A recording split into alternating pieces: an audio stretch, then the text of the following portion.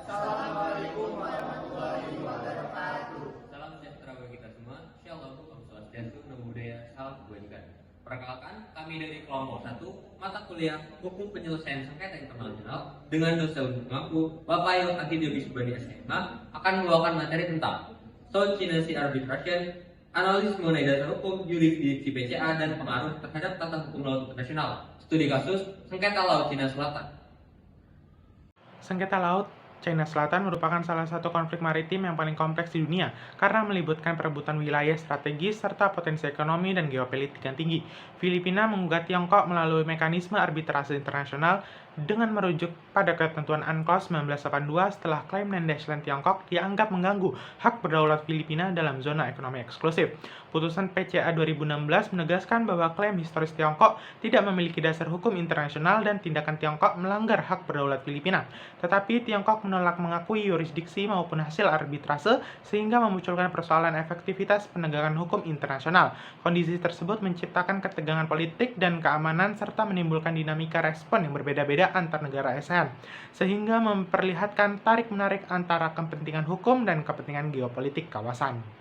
Baik, saya akan menyampaikan materi mengenai dasar hukum dan yurisdiksi Permanent Court of Arbitration atau PCA dalam menyelesaikan sengketa laut Cina Selatan antara Filipina dan Tiongkok berdasarkan UNCLOS 1982. PCA adalah organisasi antar pemerintah yang dibentuk melalui Konferensi Perdamaian Den Haag pada tahun 1899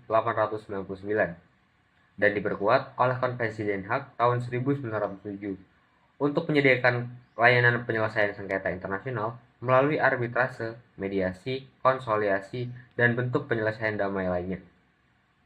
Yurisdiksi dalam perkara PCA selalu bergantung pada persetujuan dengan tidak adanya persetujuan yang jelas.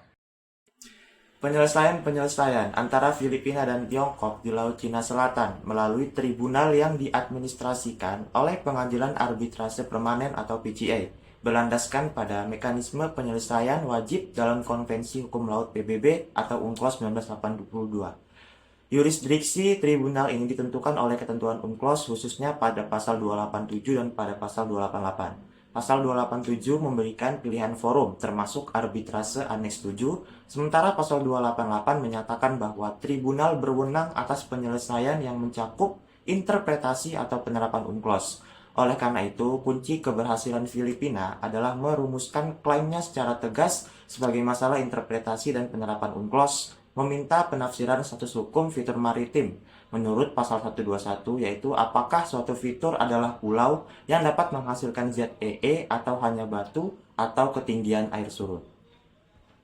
Putusan PCA menyatakan bahwa klaim Land Tiongkok ini tidak sah menurut hukum laut internasional.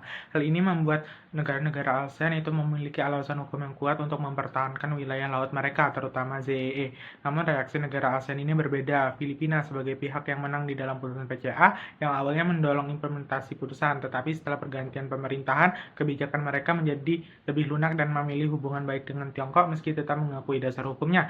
Malaysia dan Brunei Darussalam juga memilih diplomasi yang tenang, yaitu tidak terlalu vokal namun tetap berpegang teguh pada hukum laut. Indonesia juga terdampak meski tidak menjadi pihak yang dalam sengketa. Indonesia menolak keras Land karena tumpang tindih dengan zona ekonomi eksklusif Natuna dengan memperkuat penjagaan wilayah tersebut dan melakukan penguatan patroli serta menegaskan nama Laut Natuna Utara. Hal ini menunjukkan bahwa putusan PCA menjadi rujukan penting bagi kita semua dalam kebijakan maritim di Indonesia. Baik, selanjutnya itu mengenai putusan Permanent Court of Arbitration yang menjadi landmark case penting yang menjelaskan bahwa klaim historis tidak dapat digunakan jika bertentangan dengan UNCLOS. Banyak fitur di Kepulauan Spratly juga dianggap hanya batu atau permukaan pasang surut sehingga tidak menghasilkan zona ekonomi eksklusif. Putusan ini juga memperjelas aturan tentang yang pertama yaitu apa yang disebut dengan pulau, yang kedua yaitu mengenai hak-hak maritim, yang ketiga yaitu mengenai kebebasan navigasi di laut. Meskipun begitu, Tiongkok sebagai pihak yang menolak putusan sehingga membuat hukum internasional terlihat lemah dalam hal penegakannya. Putusan ini juga kembali mendorong ASEAN dan juga Tiongkok untuk mempercepat pembahasan mengenai Code of Conduct atau COC agar adanya ataupun agar terdapatnya peraturan yang jelas di Laut Cina Selatan. Negara besar seperti Amerika Serikat, Jepang, dan juga Australia sudah mendukung putusan Permanent Court of Arbitration ini sehingga geopolitik kawasan tersebut diharapkan dapat ikut berubah menjadi lebih baik. Baik, sekarang kita berbicara mengenai legitimasi putusan PCA jika salah satu pihak dalam hal ini adalah Tiongkok menolak yurisdiksi daripada PCA. Tentu akan timbul pertanyaan apakah penolakan itu akan membatalkan legitimasi dari PCA. Jawabannya adalah tidak, karena secara yuridis, Cina telah meratifikasi UNCLOS sejak tahun 1996.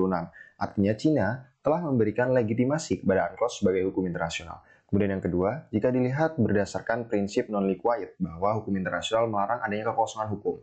Dan artinya ketika suatu penolakan itu dapat membatalkan putusan, maka suatu sengketa tidak akan pernah selesai dan suatu putusan tidak akan mempunyai kekuatan hukum. Dan yang ketiga, bahwa tujuan UNCLOS adalah untuk memberikan aturan hukum laut. Nah, kalau misalnya negara dapat menolak sesuka hati, artinya tujuan daripada UNCLOS gagal total dan negara dengan kekuatan tertentu dia dapat bertindak sesuka hati. Sehingga dalam hal ini legitimasi UNCLOS tetap ada walaupun putusan itu tidak diakui. Selanjutnya menurut berdasarkan perspektif hukum internasional. Yang pertama, tidak menghapus kewajiban hukum. Putusan court arbitration tetap sah di mata hukum. Yang tidak ada adalah cara Cina untuk mematuhi putusan tersebut. Karena Cina ini seperti orang yang apabila telah melanggar aturan ataupun perintah, dia sulit untuk ditahan karena memiliki kekuatan. Yang kedua, menimbulkan international responsibility. Setiap perbuatan internasional menimbulkan tanggung jawab. Ini membuka pintu bagi negara-negara lain seperti negara ASEAN untuk mengambil tindakan balasan yang sah secara hukum, seperti sanksi ekonomi terbatas. Yang ketiga, merusak kredibilitas di mata internasional. Merusak kredibilitas di mata internasional itu membuat dampak reputasional. Yang pertama, Cina dianggap rule breaker bukan rule maker. Yang kedua, meremehkan posisi moral di forum internasional. Yang ketiga, sulit ajukan klaim berbasis hukum di isu lain. Reputasi ini sangat penting dalam diplomasi. Ketika Cina bilang mereka pembela hukum internasional di isu lain, misalnya perdagangan, negara bisa ditunjuk, tapi tidak patuh terhadap putusan court arbitration. Di manakah letak konsistennya? Putusan Permanent Court of Arbitration atau PCA tahun 2016 dalam sengketa laut Tiongkok Selatan antara Filipina dan Tiongkok menegaskan bahwa klaim historik Reich melalui Nandes Line bertentangan dengan UNCLOS 1982 dan kemudian menyatakan Red Bank itu berada dalam zona ekonomi eksklusif daripada Filipina.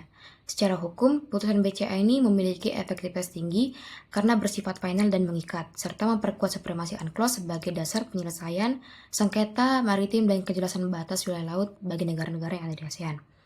Namun dari efektivitas ini implementasinya rendah karena Tiongkok menolak yurisdiksi dan tidak mematuhi putusan, sehingga menunjukkan adanya kesenjangan antara legitimasi hukum internasional dan realitas politik ketika negara besar seperti Tiongkok ini menolak untuk mematuhi putusan. Dengan demikian, dapat disimpulkan bahwa putusan PCA 2016 efektif secara normatif tetapi belum efektif secara praktis, terutama jika tidak ada mekanisme pemaksaan terhadap negara yang menolak keputusan tersebut. Tantangan dalam efektivitasnya antara lain yang pertama ada penolakan Tiongkok terhadap putusan Permanent Court of Arbitration tahun 2016, di mana ketika Tiongkok menolak putusan ini, maka terciptalah buntu hukum dan bertentangan dengan prinsip dasar hukum internasional, yaitu kepatuhan Pacta Sunt Servanda atau perjanjian harus dipatuhi dan itikat baik untuk mematuhi putusan arbitrase yang dijalankan. Yang kedua ada kelemahan mekanisme penegakan hukum internasional.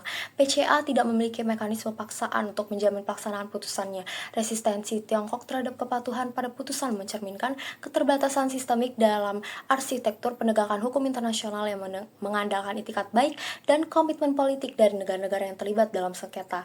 Yang ketiga ada dampak geopolitik, di mana saat penolakan Tiongkok ini telah menguji kredibilitas mekanisme penyelesaian sengketa UNCLOS dan meningkatkan ketegangan di kawasan yang menunjukkan bahwa kekuatan hukum dapat dibayangi oleh kekuatan geopolitik dan militer. Selanjutnya, membahas mengenai dinamika respon hukum dan politik negara-negara ASEAN pasca putusan PCA 2016, serta implikasinya terhadap stabilitas regional dan supremasi hukum laut internasional. Yang pertama, membahas fragmentasi respon ASEAN terhadap putusan PCA 2016. Putusan PCA dalam kasus Filipina versus Tiongkok menegaskan bahwa klaim Nandes Line tidak sesuai dengan UNCLOS 1982. Beberapa fitur seperti mischief reef dikategorikan sebagai loaded elevation, sehingga tidak memiliki hak zona ekonomi eksklusif. Meski bersifat final dan mengikat, Tiongkok menolak yurisdiksi PCA, menciptakan dilema hukum dan politik bagi negara-negara ASEAN yang harus menyeimbangkan kepentingan ekonomi dengan supremasi hukum internasional. Adapun Kenapa isu ini menjadi krusial bagi ASEAN, yaitu yang pertama, UNCLOS menjadi landasan kuat dalam menolak klaim sepihak. Yang kedua, penolakan Tiongkok melemahkan otoritas mekanisme arbitrase global. Yang ketiga, perpecahan respon ASEAN menunjukkan keterbatasan solidaritas regional. Selanjutnya, mengenai dampak regional dan supremasi hukum laut. Ketidaksatuan sikap antar negara ASEAN berdampak langsung pada dinamika laut Tiongkok Selatan. Aktivitas militerisasi meningkat, negosiasi Code of Conduct berjalan lambat, dan ASEAN tampak kesulitan mempertahankan citra sebagai aktor sentral di kawasan. Namun, secara normatif, putusan PCA tetap mempertegas batas interpretasi maritim dan menjadi referensi bagi negara pantai dalam kebijakan domestik. Terdapat pula dampak jangka pendek dan jangka panjangnya. Yang pertama, meningkatnya akselerasi risiko konflik di kawasan. Keterlambatan Code of Conduct menandakan kelemahan institusional ASEAN.